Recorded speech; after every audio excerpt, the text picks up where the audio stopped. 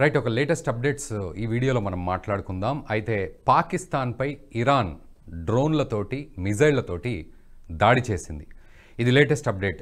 So ఇరాన్పై ఇప్పుడు పాకిస్తాన్ గుర్రుగా ఉంది. So ఎందుకు ఈ దాడి చేసింది అనే విషయంలో ఇరాన్ చెప్తున్న మాట ఏమిటి అంటే, జైష్ అల్ అదిల్ అనే సంస్థ ఒకటి, ఆ సంస్థ ఇటు పాకిస్తాన్ ఇరాన్ సరిహద్దుల్లో ఉండి ఇటు ఇరాన్ స్థావరాల మీద, ఇరాన్ ప్రజానికం మీద, ముఖ్యంగా పోలీస్ అధికారులను టార్గెట్ చేస్తూ వాళ్ళ మీద ఫైరింగ్ చేస్తూ ఉంది. కాబట్టి ఈ జైష్ అల్ అదిల్ అనే సంస్థను టార్గెట్గా పాకిస్తాన్లో దాడులు చేస్తోంది. ముఖ్యంగా పాకిస్తాన్లోని ఇటు బలూచిస్తాన్ లాంటి ప్రాంతాలకు సంబంధించిన ఈ సరిహద్దులు ఏవైతే ఉన్నాయో అక్కడ ఈ దాడులు జరుగుతున్నట్లుగా లేటెస్ట్ అప్డేట్స్ అయితే అందుతూ ఉన్నాయి. సో ముఖ్యంగా 2012 నుంచి ఈ జైష్ అల్ అదిల్ అనే సంస్థ ఇటు మన భారత్ మీద, ముఖ్యంగా పాకిస్తాన్ ఎట్లాగైతే సరిహద్దుల్లో దాడి చేస్తూ ఉంటుందో ఇక్కడి ఆర్మీ మీద, సామాన్య ప్రజల మీద, సో నక్కి అక్కడ పాకిస్తాన్కి సంబంధించిన ఈ ఉగ్రవాద సంస్థ కూడా ఇరాన్ మీద దాడులు చేస్తోంది. నిజానికి ఇక్కడ మనం ఒక విషయం మాట్లాడుకోవాలి.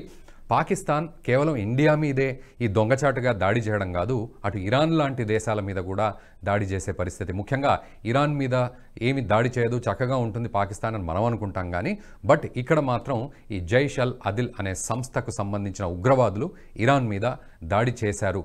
గత కొన్ని సంవత్సరాలుగా ఈ దాడులు చేస్తూనే ఉన్నారు, ముఖ్యంగా పోలీస్ అధికారులను టార్గెట్ చేసుకొని. పోయిన సంవత్సరం కొంతమంది పోలీస్ అధికారులు చనిపోవడం, గాయపడడం ఇవన్నీ కూడా జరిగాయి.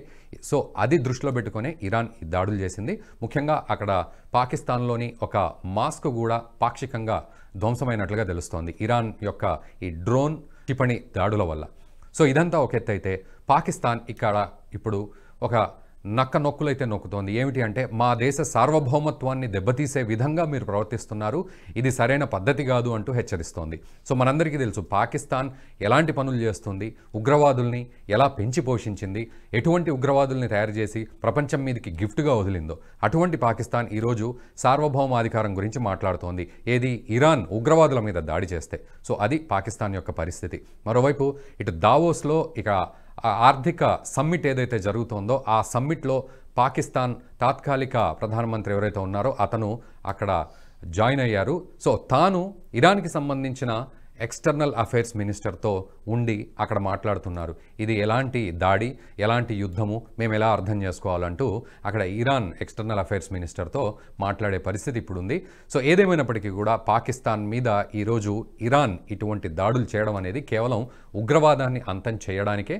అది కూడా ఈరోజు పాకిస్తాన్ జీర్ణించుకోలేని పరిస్థితిలో ఉంది. ఇది ఇప్పటివరకున్న అప్డేట్. ఈ వీడియో మీకు నచ్చినట్టయితే లైక్ చేయండి, 10 మందికి షేర్ చేయండి. అలాగే కామెంట్ల రూపంలో మీ అభిప్రాయాలను మాతో పంచుకోండి. Nationalist hub group of channels ను సబ్స్క్రైబ్ చేసుకుని తెలుగునాట జాతీయవాద జర్నలిజాన్ని ప్రోత్సహించండి. ఈ వీడియో కింద ఉన్న బెల్ ఐకాన్ పై క్లిక్ చేయడం మర్చిపోవద్దు.